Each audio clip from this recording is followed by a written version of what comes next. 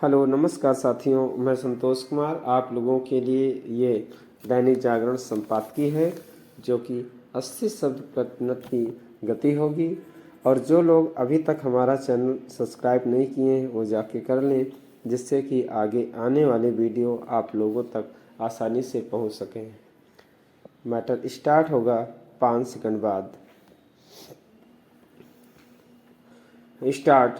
प्रधानमंत्री नरेंद्र मोदी ने भाजपा के राष्ट्रीय अधिवेशन को संबोधित करते हुए जिस तरह एक बार फिर यह कहा कि भाजपा अपने बलबूते 370 सीटें जीतेगी और राष्ट्रीय जनतांत्रिक गठबंधन यानी राजग 400 से अधिक सीटें हासिल करेगा, उससे यह स्पष्ट है कि वह आत्मविश्वास से भरे हैं और तीसरी बार सत्ता में वापसी को लेकर सुनिश्चित हैं। मौजूदा स्थितियों में मोदी का तीसरी बार सत्ता में लौटना इसलिए आसान दिख रहा है क्योंकि विपक्ष बिखरा हुआ है और उसे नेतृत्व दे सकने वाली कांग्रेस यानी रीति नीति तय नहीं कर पा रही है। कुछ समय पहले जो INDIA भाजपा का मुकाबला करता दिख रहा था वह बिखराव और टूट-फूट से ग्रस्त है। यह ठीक है कि राहुल गांधी प्रधानमंत्री मोदी के प्रति हमलावर हैं और वे कई समस्याओं का भी जिक्र कर रहे हैं, लेकिन वह यह बता सकने में सक्षम नहीं हो पा रहे हैं कि उनके पास इन समस्याओं का समाधान क्या है। कांग्रेस की एक अन्य समस्या यह भी है कि उसके नेताओं और कार्यकर्ताओं के लिए यह समझना मुश्किल हो रहा है कि पार्टी की विचारधारा क्या है।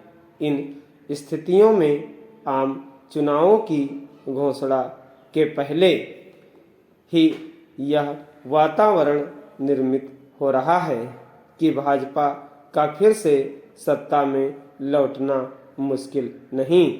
प्रधानमंत्री मोदी ने राष्ट्रीय अधिवेशन को संबोधित करते हुए जिस तरह अपने कार्यकर्ताओं को यह संदेश दिया कि वह सरकार की योजनाओं और उपलब्धियों से आम जनता को अवगत कराएं और उनका भरोसा जीतें, उससे यह भी स्पष्ट है कि वह अनुकूल माहौल के बावजूद कोई कोर कसर बाकी नहीं रखना चाहते।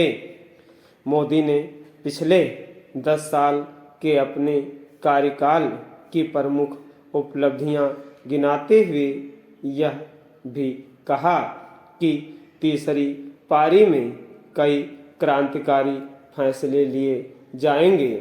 हालांकि अभी तक ऐसे कोई स्पष्ट संकेत नहीं है कि संभावित क्रांतिकारी फैसले कौन से होंगे, लेकिन पिछले 10 वर्षों का मोदी सरकार का अनुभव यही बताता है कि तीसरे कार्यकाल में देश की दिशा और दशा में निर्णायक बदलाव लाने वाले फैसले किए जाएंगे।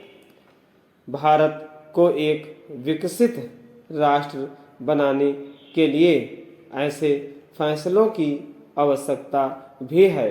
इससे इनकार नहीं कि पिछले 10 सालों में अनेक क्षेत्रों में महत्वपूर्ण कार्य हुए हैं, लेकिन इसकी भी अनदेखी नहीं की जा सकती कि अभी काफ़ी कुछ किया जाना शेष है।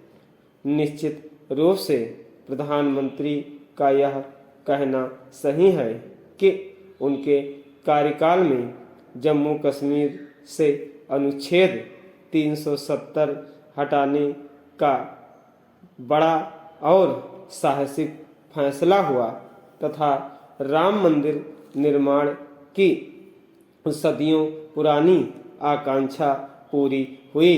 भले ही राम मंदिर का निर्माण सुप्रीम कोर्ट के आदेश से हुआ है, लेकिन इतनी शीघ्र निर्माण इसलिए संभव हो पाया क्योंकि केंद्र में मोदी सरकार थी।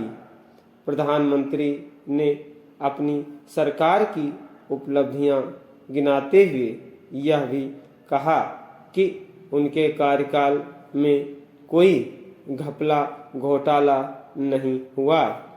उनका यह कथन सत्य है, लेकिन यह भी एक सच्चाई है कि निचले स्तर पर भ्रष्टाचार जस का तस बना हुआ है। स्टॉप।